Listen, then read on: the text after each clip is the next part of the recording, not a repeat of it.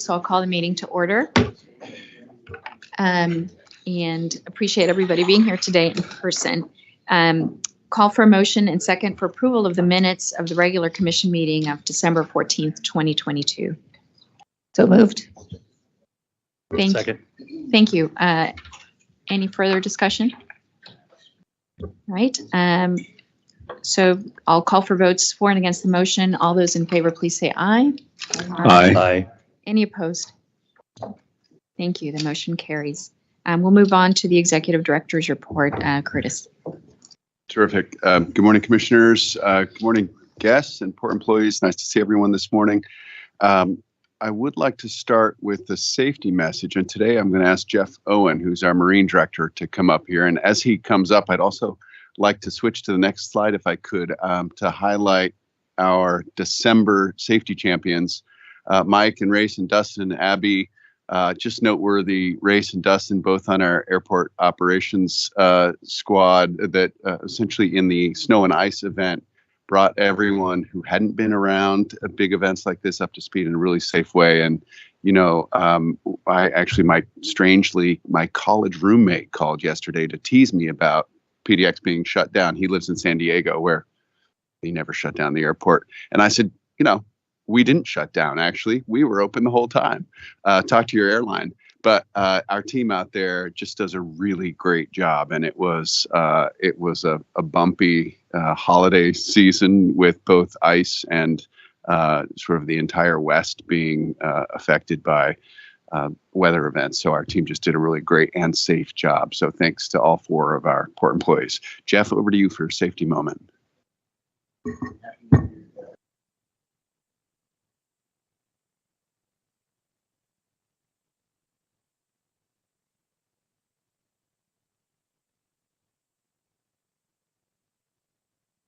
For the port. And I'm accountable for occupational safety and health throughout our marine terminal operations, maintenance, and marketing efforts. Fundamentally, I like to start with how I remind my team, and I'm remind them of it regularly, of our collective responsibility to ensure that every port employee returns home safely every evening to their loved ones without injury, having completed the important work in which we engage. Today's safety message highlights our safety journey towards zero injuries in Marine. Marine is comprised of 55 employees tasked with enabling safe and efficient marine terminal operations for our tenants. The following departments provide the necessary support: marine facility maintenance, marine security, marine landscape, marine marketing, and business relations. Marine combines the port's key safety and health program attributes. We're committed to visible leadership, and employee safety is our guiding principle, as it is at the port. We're also engaged in employee involvement, and everybody is responsible for safety. And that's something I stress to my team all of the time, that not only are we responsible within our team, but our example that each and every employee sets regarding safety helps everyone achieve our goals. With our safety management system, leading indicators of process, we're focusing on shameless incident reporting and analysis of facts for continuous improvement, hazard reporting, enablement for all employees, and tracking the corrective actions of all safety issues to closure, and sharing the lessons we learn from those activities. This all is to elevate and continuously improve our employee safety and health. My business team tracks several leading indicators that our safety processes are working, and these safety metrics are healthy and improving over the past year. I'm also pleased to report the following trailing indicators: that marine security has operated for over 7 years without an OSHA recordable injury. And I think that's very commendable. They're a small group of about 20, but they're absolutely outstanding employees. I will note for Commissioner Strader's benefit that they are affiliated with the ILWU, so we certainly value their employment, and they've had a great track record. Marine facility maintenance has operated for over 1 year with just one OSHA recordable injury. And similarly, a marine landscape, our smallest group of just 4, has operated over 1 year with just one OSHA recordable injury. To sum up these indicators, using the last 12 months, Marine has incurred just 2 doctor-treated injuries and on our journey to 0. Employee safety and health is a continuous improvement process toward operational excellence. I continue to be engaged with the business team to support and enable successful completion of our fiscal year 23 safety plans and advancing in the awareness that safety is not just the absence of injuries, it's the presence of resilient defenses to prevent those injuries. So thank you very much for your time today. Unless there are any questions, that's all I have. Thanks, Jeff. I just want to commend you for the continuous tone and successful results. Just within our own operations, I know that that's not easy and takes a lot of intentional leadership, including from the very top. So no comment other than to say you make it sound easy, and I know it's not. So great job. It's really nice to be in a position to sort of be proud of the work that you do in many hazardous environments, and to have the kind of results just it sort of speaks for itself. So congratulations. Thank you. Terrific. Thanks, Jeff. 3 other comments from me this morning. As you know, commissioners, we have been working on a number of initiatives at PDX to make it more accessible to everyone in our community. And yesterday we launched Good Maps Explore, which is a free indoor navigation app to help people in particular who are vision impaired or have memory loss to navigate safely and efficiently through the airport. So another really great step by the team. The app is currently in operation in Concourse E and through the ticket lobby and baggage claim. So it's a nice step to better understand how the app works and help our community connect in the airport. Really excited about that. Also at PDX Next, we have I just received my own invitation, but later this month, in a couple of weeks, I believe, we have opened up opportunities for both port employees and PDX employees to see behind the curtain, to see construction and better understand what's going on there. Part of that is to just help folks get what's happening behind the wall, but also to build our cohort of advocates and partners who can help tell the story. So really excited about that. And then finally, the Real ID enforcement process, which we've talked about on an annual basis for the past 3 or 4 years, has now been postponed again, another 24 months to May of 2025. So I have to say, as perhaps an on-the-spot review of Oregon Department of Transportation, I went in December because finally we were going to hit the deadline. And it took me 9 minutes to get through ODOT and get my Real ID. It was really great and really easy with an appointment. So kudos to ODOT. But now you have 2 more years to relax about it. Before I hand the mic back, Steve, could you just update us briefly on the FAA incident this morning, how it affected the airport? I know there are lots of questions about how bad was it, but could you just take a couple minutes and tell us what happened here and what we know? Sure. Thank you. Good morning, everyone. As you probably heard in the news media reports this morning, the FAA did something that hasn't happened since September 11th of 2001, which was essentially shut down the air traffic system in the U.S. for about a 3-hour period. We don't have much more information other than what has been reported in the media, which is the FAA and all pilots use a system called NOTAMs, or Notice to Air Missions, as it's called now, to accurately track if there's any kind of changes in both the departure airport, their en route flight, and also their arrival. So if a crane goes up, if an airway closes, if a runway closes, and that, it's a web-based system that pushes out information to pilots, all pilots, a small airplane, business aviation, large commercial, cargo, all of it runs off of this. In fact, every country has a system like this to push information out to pilots. For some reason, the FAA system went down, and the FAA made a command decision that for safety purposes, until they could get this system back up and in place, they would essentially stop operations. So that happened for about a 3-hour period from locally our time, 3 a.m. till 6 a.m. here as well. During that period, we were mostly not operating, but really the bank of flights here started about 5 a.m. And so those departing and arriving flights that were in the air could still get here. Departures were held on the ground for that time period. We experienced, just checking with our team this morning, about 41 delays during that period. The airlines themselves and the TSA did not stop processing, so we never had any buildups of passengers in the terminal or at the security checkpoints. Basically, they realized that the system would come back up at some point, so they just kept preparing for that and processing passengers. We've had 14 cancellations of flights this morning. We don't know exactly whether those are directly connected to it or whether aircraft were out of place in their system, and so airlines are just trying to reset. Obviously, any ripple that starts at the beginning of the day is going to ripple through their flight system throughout the day. We typically have a few cancellations on any given day, so how many of those are just typical and how many of them are affected by the system, we can't parse that out until well after the fact.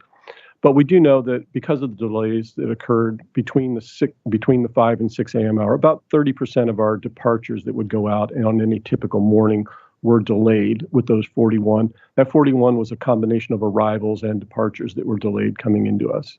So it's had minimal impact to us. Obviously, if you're a passenger that's on one of those flights, or if you're flying today, you're probably going to be impacted as your aircraft goes on its entire route.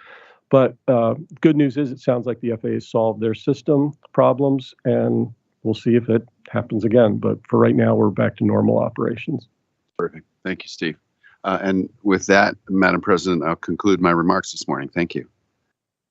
Thanks, Curtis, and thanks for the update. I was reflecting on the safety message and appreciating that the focus is in on productivity and making sure people are, safe to continue working so that they can do more and better for the airport, but on returning home safely. And I think it's important to reflect that people have lives outside of the airport, and we value that. So thank you for that. With that, I will call for motion and second for approval of the executive director's report. So moved. Thank you. Any further discussion? All right, hearing none, I'll call for votes for and against the motion. All those in favor, please say aye. Aye. Aye. Any opposed? Thank you. We will move on to the public comment period. I believe we have Elena and Alexei Burgazov here to address the commission virtually. Good morning. Thank you. My name is Elena, and we presented our issue back in October and followed up in November at this meeting about the airplanes issue. We are greatly suffering, and it continues to be an issue for us. So last time we were promised to get help connecting with the FAA about the flight path. We were given some links that we had before, and we tried again connecting with the FAA, and we were not able to get a response. So I'm just following up and see if we can get more help connecting with them. We really need to have a meeting at the same table, ideally with the FAA representatives, with CNAC maybe, and we're also in contact with Senator Ron Wyden. So maybe have all of us at the same table to discuss the issue. This is a big issue for us. The first thing we hear is an airplane. The last thing in the day is an airplane. Oftentimes we cannot even fall asleep. This is affecting our health, our life. Our lives are broken completely. There are no holidays, no weekends, no vacations at home, no relaxation at home. And I just took a vacation and I thought I'd be able to come back to work, recreated, and I'm not. It's all broken right now. So we need help with this, please. Thank you. I hear your frustration, and I am sorry to hear the frustration. We understand that the FAA has responded to say that they will not be making changes to the flight pattern. And frankly, we don't control the calendars of the folks you were looking for a meeting with, certainly not with respect to Senator Wyden or the FAA. So we're at an end to what we can provide here in terms of support. And I'm not sure how we can help you move forward, but we appreciate hearing the concern. Like I said, we would appreciate a meeting. with the FAA and senator and the senator. Maybe Right. that would help, so we would have more time to present our issues, because at CNET we only have 3 minutes to talk. Here is the time is always limited, but having a meeting might help, so they can see exactly where the issue is. And we have suggestions. Why can't the planes on the East Flow fly through the airports, like through Salem, McMinnville, and Hillsborough, instead of flying through our residential area? Because those areas already have noise abatement procedures, and we don't. We are completely unprotected. So we have some suggestions. We would like to have more time to discuss this, and we are unable to get that meeting through the FAA. So if you could help us organize the meeting, that would be wonderful. Well, we appreciate the comment, but we're not in a position to help you organize the meeting with the senator or with the FAA. We've done what we can do, and I apologize that it's not sufficient. But thank you again for your comment, and we'll move on with the rest of our meeting. Right, and I have one comment. So when you log into Port of Portland, it says people first, but it doesn't feel like it. This is not the case. People are not put in the first place when these things are designed. Again, I appreciate the comment. Unfortunately, the Port of Portland and the Commission don't have authority to change the flight patterns. Again, I understand your frustration, and I apologize that you're in the situation that you're in. Thank you again for coming. Yeah, and I was muted by someone else, which is not good. Okay, let me just have my last comment. This is not sufficient, and something has to be done. So this is not the answer at all to the public. Okay, I again encourage you to try and get in a meeting with your senator. We don't control his calendar here. The public comment period has completed now, and we're going to move on to our next item on the agenda, which is I'll call on Dan Bluffus to present. Thank you, Madam President, Commissioners. My name is Dan Bluffus. I'm the General Counsel of the Port. My pronouns are he, him, and I'm here to present a staff request to increase the executive director's delegated authority from $500,000 to $2 million. Do we have the slides?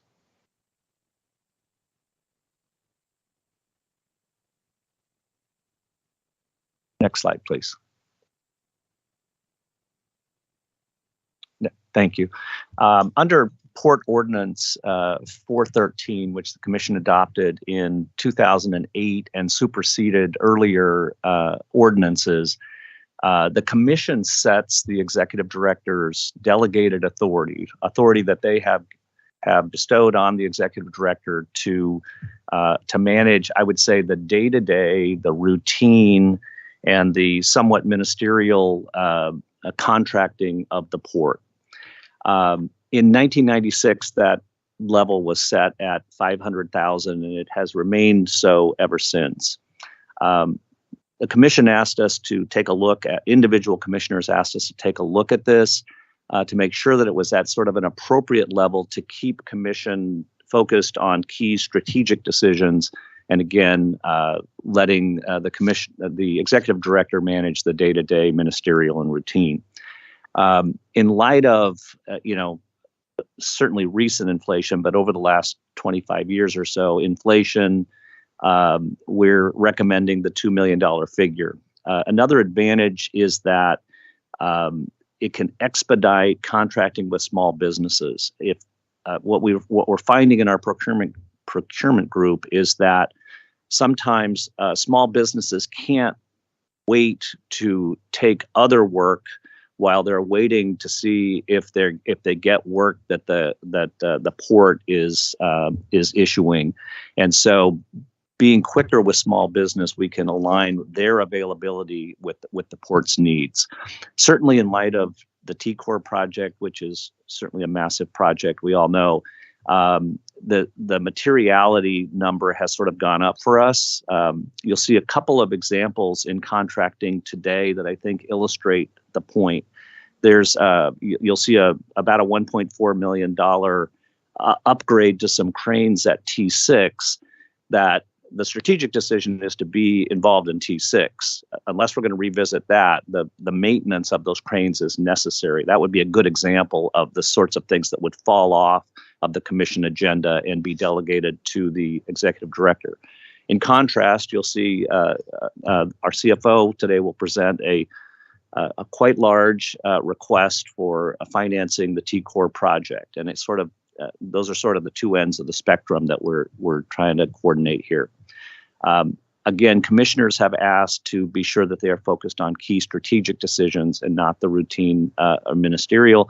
There is an element of staff time involved in presenting to the commission. We have a number of gates internally to make sure that when presentations are made, they're well vetted, they're well prepared, and certainly that takes staff time.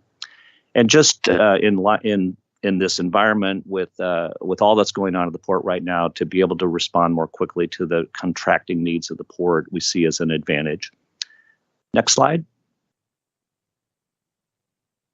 In arriving at the number, we sort of looked backward at at different dollar levels. What would happen if we went to this level, this level, this level? How many commission items would fall off of the agenda? And we also looked forward. We looked at the pipeline. Stan's team identified the projects that we have coming down the pike, and what we figured is that we will probably have 1 to 2 fewer agenda items at each of our commission meetings. So it's not a huge change, but again, we'll have the advantages reflected on the prior slide. And again, what are we talking about here? Typically, they are maintenance contracts. There's some IT contracts, and a lot of those are renewals. Quite a few paving projects. Again, maintaining our pavements throughout the port. As well as the occasional consulting contract and equipment purchases. I think we have one today, an equipment purchase today that would fit in here. So next slide, please.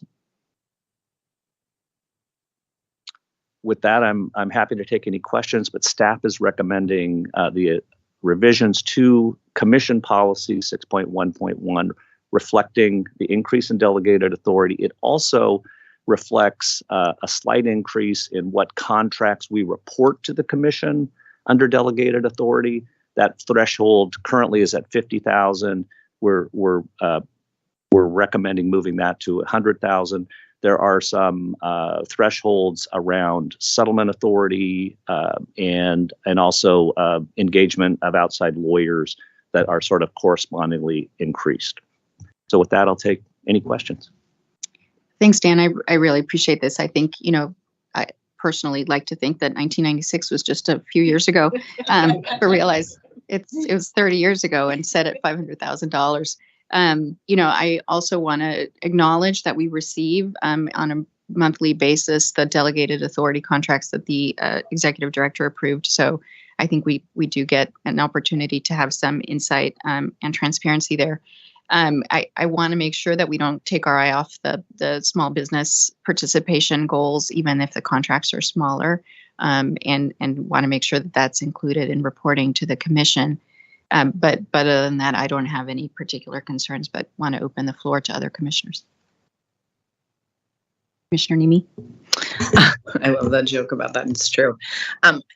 It's clear to me looking into this that the threshold is really too small. And I think even as a commissioner, at times it is kind of confusing. It's like this kind of small amount of some kind of repair versus the bigger pieces. So I totally, will vote in support of this. I also hope it allows us to use more time at commission meetings for discussion, in particular about how we're trying to improve our efforts around shared equity in the region. And so hoping that it allows for that. Commissioner Alexander? Yeah, I also think just it makes all the sense in the world. I think our focus around those strategic pathways, we need the time to sort of look at that.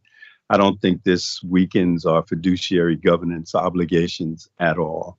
And, quite frankly, from boards that I'm involved in, if we're talking about things that fall below a threshold or are going to happen in the next 30 to 60 days, it's not the best use of our time. So I would be fully supportive. Okay, thank you. If there are no further questions, I'll call for motion and second to approve the recommendation. Thank you. Any further discussion? All right, I'll call for votes. All in favor, please say aye. Aye. Any opposed? Motion carries. Thank you. We'll now have Antoinette Chandler will come up to introduce the next agenda item.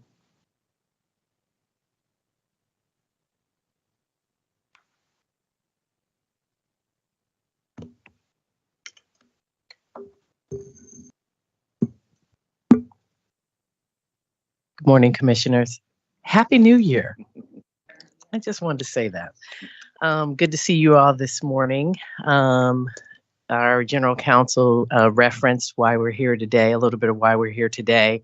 And we are before you seeking approval for the authorization of the sale of up to $950 million of our next series 29 airport revenue green bonds. And Lisa Fideli is here as our Director of Capital Finance. She's going to walk you through just what we've financed to date with regard to TCOR, give you a sense of the projects that we'll be financing as part of this request, and then walk you through a little bit of the timeline of next steps. So with that, I'll turn it over to Lisa. Next slide. So as Antoinette said, we are asking today for approval of the ordinance that would authorize up to $950 million in long-term airport revenue bonds series 29. Next slide. We've been issuing for Terminal Core since 2017. To date, we've issued $775 million of long-term bonds for TCOR. And since the expenditure of the final proceeds for TCOR of our last series, Series 28, we started issuing short-term commercial paper notes, which are promissory notes. So far to date, we've issued $16 million for Terminal Core. And between now and when we issue the bonds, we may issue an additional up to $100 million in CP before we price and close on those bonds. Once the, next slide.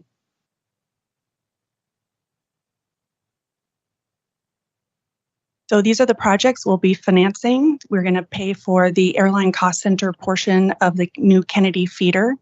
We're going to pay for the first portion of the baggage handling system improvements. So $37 million is the piece of the project that comes online first. So we're going to fund that in this series and the rest of it in the next series, Series 30. And then we have authorization through this ordinance to issue up to $700 million for Terminal Core. We are going to work very closely with our municipal advisor and our underwriting team to look at what the market looks like. The market's been very volatile. To look at what we think it will be when we go out that week, and to come up with a number that we think will be attainable in that market. And regardless of the amount that we end up issuing for Terminal Core, once all these proceeds are expended, we will again use the commercial paper as an interim funding source between now and Series 30. Next slide. So these will be the first green designated bonds for the port. There's Kestrel Verifiers. They provide an independent external review and a independent second party opinion that says that the projects in this series qualify as green. I'll give you a little more information on that. The Terminal Core project falls under the standard for green buildings.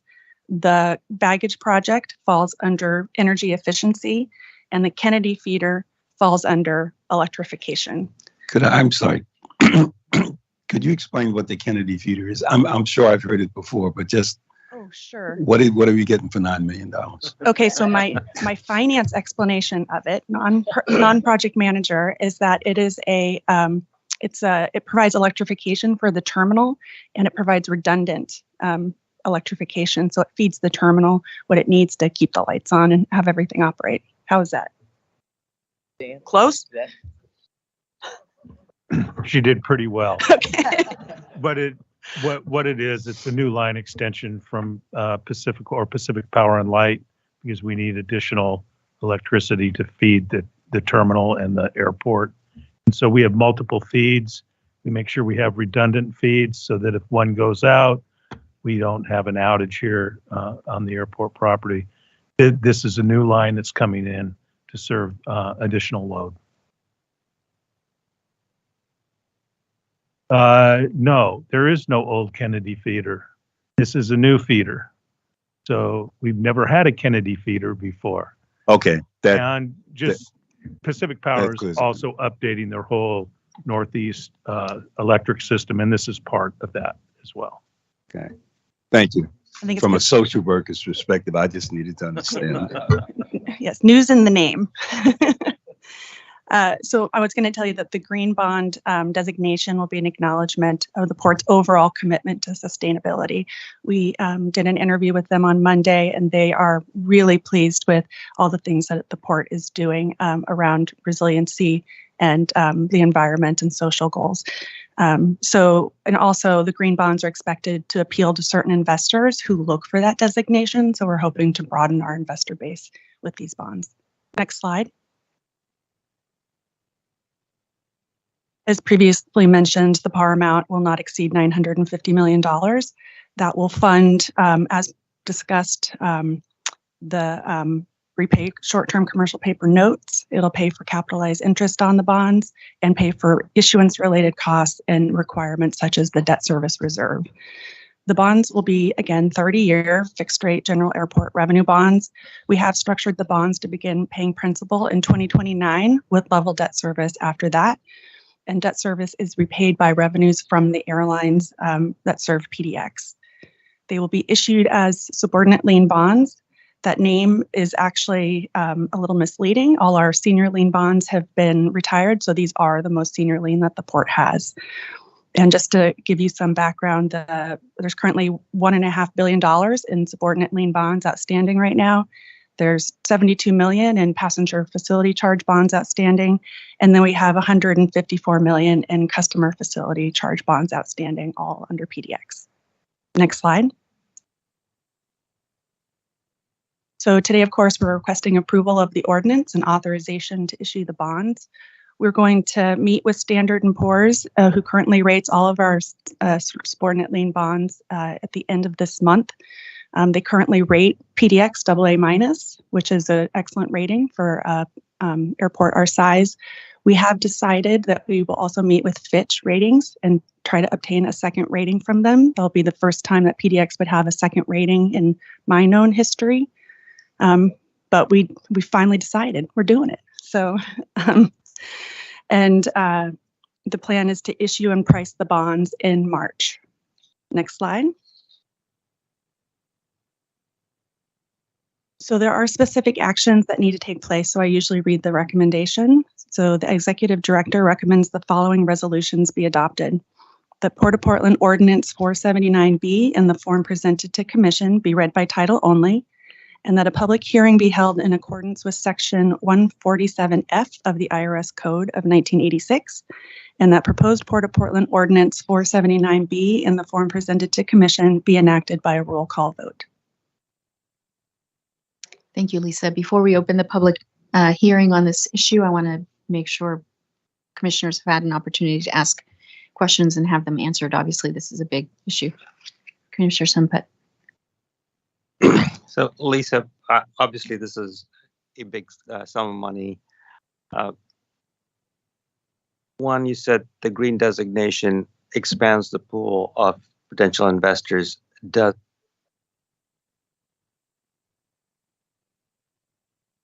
I think the jury's split on that. Some bankers say, and Antoinette can pipe in too, some bankers say that they've seen that you can get what's considered 2 basis points, which is 0.02%.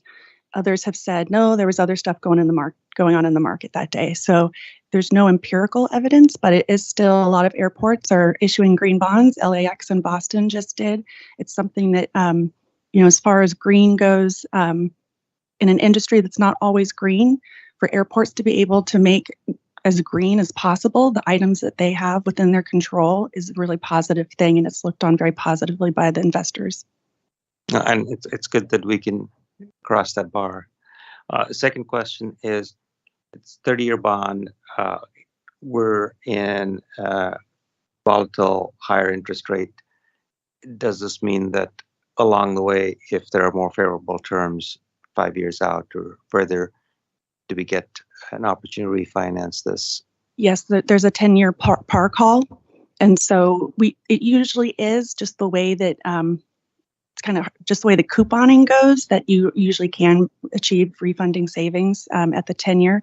But I'd also note that over the lifetime of the muni market, since the muni market index called MMD has been tracked in 1985, on average, it's been 4.16%. And on market close last week on the 3rd, MMD was 3.57. So we're still below the 30-year, since it's been tracked, the 30-year average. So we're watching it, and that's why we want to make sure we go in the market on the day that we feel there'll be the most demand. Thank you. Commissioner Luther? I think it's great news on the green certification, so congratulations. And that, to me, from a marketing perspective, I know when people are trying to put together sustainable portfolios, it's not always easy finding compelling investments. So the fact that you can offer that, I think, is great. I'm just curious. You note that the target date for series. You note that there will be a Series 30. Is there a timeline or a target date when you expect that would be issued? It's going to depend on how much we issue for Terminal Core, and how much of that $700 million we're able to issue, because our bridging is that commercial paper program that we have, and that is a $300 million program. So, and we don't like to push it to the max. As you see, we've only issued 16 million so far, and may issue only up to 100 million. We don't like to push ourselves into a corner because they still need to build that building, right? So if we issue the 700 million, I believe Series 30 was going to be in 2025, but we'll just keep evaluating that. Thank you. Commissioner Alexander? Yes, I noted the decision to move to a second rating agency. Can you speak a little bit about the selection of Fitch? I think for some of us, there are others that are much more familiar, in terms of sort of their presence in the market, and that was a relatively new one. Is there a particular approach that is sort of underscoring that selection of that particular agency? I'll jump in. I think it was for us looking at our entire debt portfolio. So we have there are 4 rating agencies out there. You've got S&P, you've got Fitch, you've got Moody's, and you've got Kroll's, at least I'll say the majors here. And so we already have a relationship with Fitch. They are already rating our CFC bonds.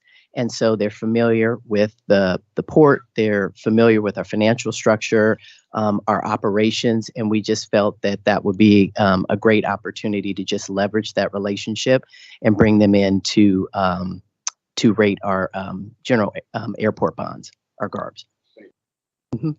They also were very favorable on the CFC rating. They recently upgraded us after the completion of the project. So I think they just think very highly of PDX and know us well, as she said. So we think we'll have a good outcome, which is the whole point of getting a second rating. We're doing everything we can to drive demand on these bonds. This is a sizable issuance, I'll say, in a volatile market. You touched on that a little bit, but I think more importantly, sizable for PDX in the name. And the good news is that we have investors that are very familiar with our credit, with our operations. But I mentioned earlier, when we get through all of the funding for TCOR, we're going to have about $2.7 billion in bonds outstanding. So it's important for us to have that opportunity to go into the capital markets to be able to fund and finance our projects. But it's also important for the investors to have that secondary liquidity because the bonds don't just stop there. Certain investors don't just buy and hold. So they need access to liquidity as well. So we're doing everything we can from the green bond designation to providing a second rating, where some investors do require that you have to have a second rating. to do what we can to just make sure that we have a successful transaction in March. Well, thank you very much both for all of the work in putting us in a place where we could market these bonds. I know that goes both to the financial work and underpinnings of the port as well as its operations. So I will now open a public hearing on this matter. This is a public hearing on ordinance number 479B. Does any member of the public wish to be heard at this time? Okay, I will close the public hearing and I'll ask Lisa to read ordinance number 479B by title only. Ordinance number 479B, an ordinance authorizing the issuance and sale in one or more series of not more than $950 million aggregate principal amount of Portland International Airport revenue bonds to pay or reimburse the port for the payment of the costs of constructing, renovating, acquiring, equipping, and installing improvements at the Portland International Airport, to pay principal and interest due with respect to commercial paper notes previously issued by the port to finance such improvements, to pay costs of issuing the bonds, including interest to accrue on all or a portion of the bonds, to fund certain reserves, and for any other lawful purpose of the port, authorizing amendments to the port's airport revenue bond ordinance number 155 as amended, and airport revenue bond ordinance number 323 as amended, authorizing and providing for related matters and documents. Thank you. I'll call for a motion and second for approval of the executive director's recommendation and enactment of ordinance 479B. So moved. Thank you. Any further discussion? Okay, we will have a roll call vote on this matter. Pam Thompson will help us go through that. Commissioners Alexander, Aye. Koba, Kupro-Comas, Aye. Lamb, Aye. Luther, Aye. Nemi, Samput, Aye. and Strader. Aye. Thank you.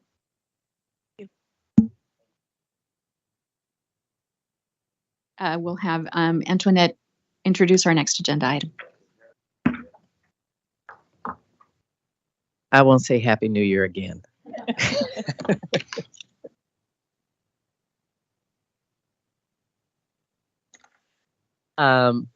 So you all heard, and thank you for approving the authorization to issue our Series 29 bonds. And so in our fiscal 23 budget, we contemplated a lower dollar amount in terms of the issuance, and just given the circumstances and the cadence of the cash flows and the need for us to issue potentially a higher amount, we need to provide a supplemental budget adjustment to address that. So Fran Breeding, our Director of Financial Planning and Analysis, is here to quickly walk you through that.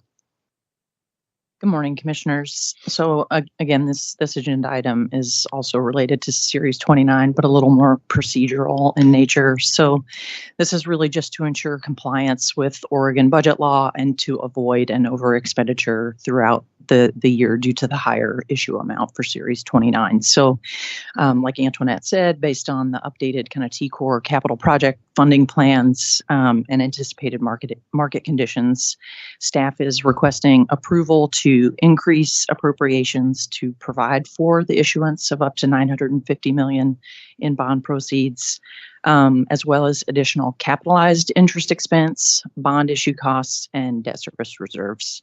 So changes are limited to the Airport Construction Fund and the Airport Revenue Bond Fund.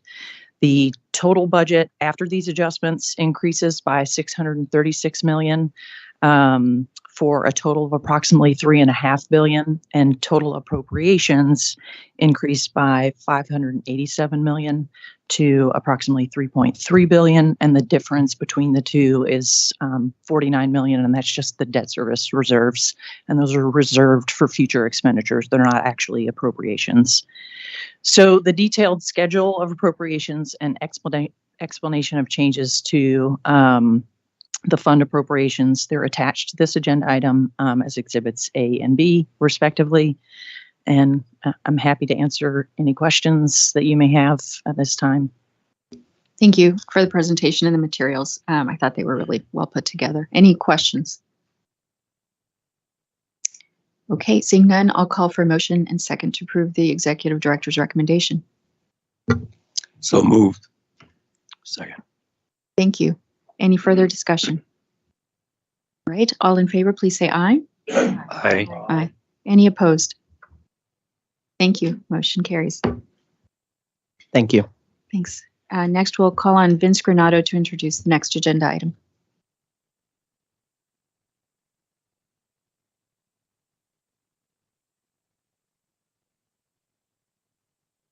Morning, Commissioners. Thank you to the finance team and you all for approving the money that we will now go spend. And have been spending.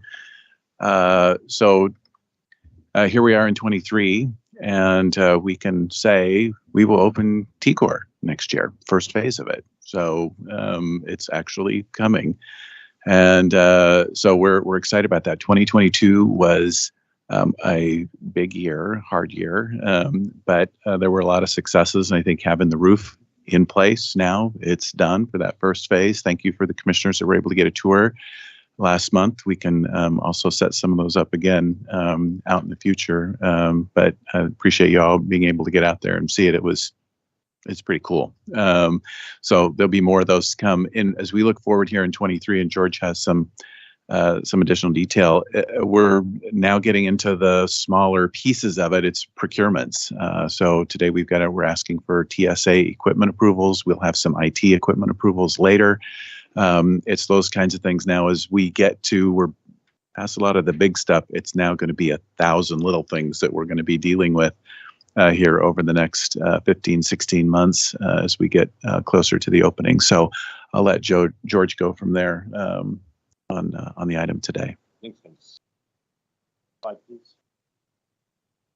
There we go. Next slide, please. So today we're asking for about $8.5 million to procure the initial order of the TSA checkpoint equipment with Jervis Webb. Next slide. Vincent talked about 2022 a little bit. 2022 was all about getting a roof in place, establishing the final budget, and bidding a number of the last projects. Bid about $600 million worth of work last year. Not luckily, a lot of hard work from the project team. We completed the roof installation on time. Next slide. 2023 will be about finishing up the top half of the roof to make sure it is fully waterproofed, and then we start and closing the building. So the curtain wall will start east side over top of the ticket lobby in April. We should get that complete by April. By July, the west side's complete. The whole building will be fully enclosed by October. Right now, we're doing a lot of the slab pours on the decking. As once we're finished the deck where the planing floor is, work our way through the rest of the building, and really then it's completing the building so that by the end of the year we begin the ticket lobby, ticket counter installation, the restrooms, and then the security checkpoint comes in first part of 2024. Next slide. Here's an image. Next slide, please.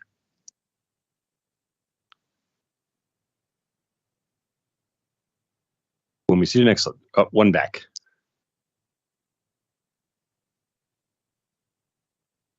So thank you. That is an image of the roof basically complete. Still a lot of work underneath it. One of the things that's interesting to point out is you see kind of the phase two. You see the nodes that go on. And this is a really good picture of the south node. And you see with all the hard work that went on this year, and we go through next year, or we get into next year and start that work, that roof has to come out. You see the bypass that takes passengers between Concourse B and Concourse C and the trash rooms. So it's really going to be just as hard, if not harder, to just work because we've got more interference with the passenger operation as we get to the next phase. Next slide, please. And then this next slide, when we see it, is an image of the prefab yard. And I think it's interesting to look, if you remember the images we showed back in August, everything on the left side was full of the roof modules that are now in the center section of the terminal. The right-hand side of the image is what had some of the roof that's part of the T section, but the rest of that will sit there here for about 2 years and then be moved over for phase 2 in 24. Next slide. So this is a slide I pulled out that we presented to commission. I think it was October of 2018 to show the overall overarching goals on the T-Corp project. And one of the couple of ones I want to point out right now is that with the approval today, commission will directly address the increased capacity, flexibility, security checkpoints, as well as improvements in the passenger experience. So this slide shows where the 2 security checkpoints are. Each side is set up for 10 lanes. And remember, the concourse connector will come back, as you see it once we get into mid 2024. Each of the security checkpoint lanes is set up for 10 lanes. We're currently finalizing how many lanes we actually need with the TSA. This procurement is for 8 new lanes. We're going to have 4 new lanes, 2 on each side, that are TSA pre-check, which are very standard lanes as they have today. But with this procurement, our hope, maybe expectation, is TSA will supply some additional lanes in their procurement process this spring. And then if they supply enough lanes, we'll not need to come back to commission. If they don't, we'll have to come back to commission at some point in time in the spring to procure some additional lanes. And we've got a lot of support both from our congressional delegation, from the airlines, and all to TSA to try to get them to procure some of the lanes for us. Next slide. There's an example of back-to-back lanes from Jervis Webb. The passengers will offload their baggage here in the lower right-hand side. The bags will be put into bins, RFID tracked, then go through the CT machines, computed tomography machines, very similar to what's in the check bag systems. They've now shrunk those down so they can handle the latest technology. I think they give TSA agents the opportunity to rotate the image, so it's a safer technology and it's a faster technology. Alarmed bags that TSA has to check go straight through. The passengers themselves, they get diverted, and then on the outside edge, the passengers will then pull their bags back out. And if the bags need to be checked, they go to the end where TSA checks them. There's less handling of the bags as they go through. We'll also include with this procurement a remote screening lane. So if you go through TSA today, you'll see the agent sitting there looking at the computer screen right next to the lane. So we have rooms we're building to the side that'll have multiple agents working there. They'll be able to be basically faster, because they won't have the disruption of the noise around them, as well as the ability to look at multiple lanes at one time. So all of that will provide an improvement in throughput and capacity. Next slide. From a budgeting perspective, the lanes themselves, by buying them now, our expectation is we take delivery the end of 2023. They start going in early in 2024. As Vince said, we anticipate being back to commission for some IT procurements, the ground source GMP, the ZGF final contract amendment. Big picture on schedule, we are on schedule for completion of phase 1 in May of 2024, and then the end of 2025 for phase 2. Next slide. From a budget perspective, we're tracking on budget. We've, as planned, we used a little bit of the contingency for construction issues that have come up. What I wanted to say was this procurement is basically exactly what we have budgeted, and it is in the budget. So it's not something that's external to what we are anticipating. Next slide. Staff recommends approval of the $8.5 million. And are there any questions? Commissioner Luther. As we move into this new stage of construction, obviously there's a lot of equipment involved, and then there's a lot of equipment that's currently in the airport. So I'm just curious whether there's any to what degree you obviously have a lot of security equipment on the ground now. To what degree is there repurposing, or is it just entirely decommissioning at this point of equipment and as we go forward? We are working with TSA on actually the strategy. Part of the the challenge we have is the hope is to be able to basically overnight from old checkpoints to new checkpoints. So in order to do that, we'll need to build basically new checkpoints. Now, TSA has a depot, call it, of their equipment. So anything, we're hoping we can work with TSA and borrow the equipment and to start the new and send it back to the TSA equipment. So it's not going to be wasted. It'll be reused. Now, we may have to phase that a little bit, but we're still working through all the details with TSA on that. Commissioner Alexander? I noticed if we go back one slide that the small business set aside was 20%. Is that for this allocation or for the overall T-Corp project? No, overall T-Corp Okay. project. One of the challenges for this allocation is they are TSA approved suppliers. There's really only 2 or 3 of them that can do the full size lanes. Actually, Jervis Webb did the best of the proposals. Yeah. They have a small, I think it's about 2.5%.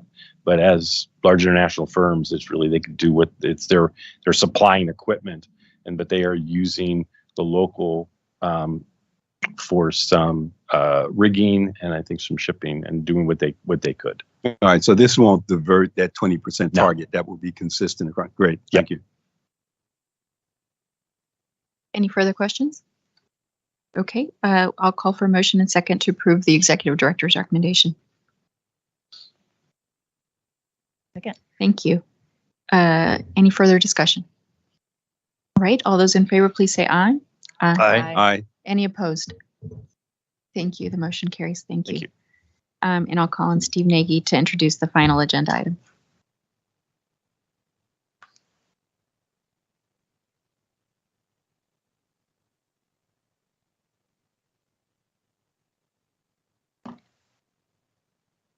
Good morning again. I'm sitting in for Dan Pippinger this week while he's out this month. We're here for a request for your approval to award a equipment procurement contract for the replacement of the drive front-end equipment for cranes 6380 and 6381 located at Terminal 6. Due to the difficulty with ongoing product support and replacement parts from the current manufacturer, these cranes need their electric drive and control equipment upgraded, control systems upgraded. The contract will replace existing GE control equipment with the latest crane control equipment from ABB. John Purcell, the engineering project manager, is here to present the recommendation to award this.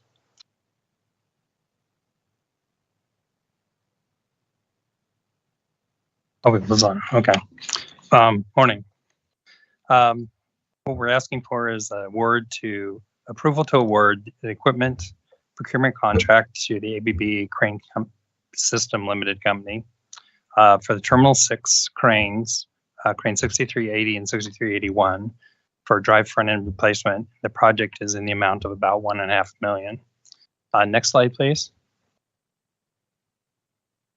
So there's the location of the 2 cranes that we're talking about, and they're the 2 biggest, newest upriver cranes at T6. Next slide, please. And this is inside the machinery house of one of the cranes. And what we're going to be doing is the parts that are going to come from ABB are going to be replacing the existing GE, retaining as much as 50% of the existing GE installed drive, and that will be performed by both harbor labor and port electricians. Next slide, please. Here's the schedule, and then if you can see that if we get commission approval, and they'll start, and then we will have 2 installations, starting with 6380 first, because that's the least risk. It's the end of the line of the cranes, and then the next crane will be 6380. Next slide. And here's the price breakdown. We have a contingency of about 18%. And we, on the small business participation, we have a 0 in as a goal, but we did talk with a small business enterprise person here. And because this is sole source, we're going to try to encourage our ABB provider to provide shipping as it's a good fit. So, next slide, please. And then, so what we're asking, let's see. What we're asking for is the staff recommends approval of the executive director's recommendation. Thank you. Just one question for me in terms of the schedule. So the crane will be offline during the whole time that this is happening. It'll be out of service about 6 weeks. Okay. Thank you. Yeah. Commissioner Sampat? You mentioned that this is the newest of the cranes. Is this expected a scheduled replacement, or was this a sooner than expected cost? Well, it's because we can't, in large part, it's because we can't get GE parts. GE has kind of abandoned the crane market, which is what these crane drives were. And ABB, which have installed on all the other cranes, have commonality here if this retrofit. So that's, You're really protecting these from future maintenance yes, sir. downtime. Yes, sir. Thank you. Commissioner Nemi? I just want to say I'm so proud of the work that's been done to rebound our marine operations and the shipping there. And so happy to support this investment to keep that going. Commissioner Alexander? Yeah, I also think this is very thoughtful and the right thing to do at the right time. And I know that the set aside for small business is somewhat challenging, but I would encourage the port and ABB to look at past work that's been done here to see is there a learning opportunity and sort of looking at the work they've done on other cranes. Sure. But I, again, fully encouraging and hope that this iteration will have some small business fingerprints that are kind of learned opportunities from past engagement. Thank you. I will go ahead and call for a motion and second to approve the executive director's recommendation. May I make a statement real quick? Absolutely. For potential conflict of interest, as president of the ILW Local 8, I have an interest in any action that affects Terminal 6 container port ops. Therefore, I'm declaring a potential but not actual conflict of interest. I will participate in the decision of the vote. Thank you. Thank you, Commissioner Strader. Do we have a motion and second for approval of the recommendation? I so move. Thank you. Any further discussion? Okay, all in favor, please say aye. Aye. Any opposed? Thank you. The motion carries and the meeting's adjourned. Thank you. John knows more about our crane.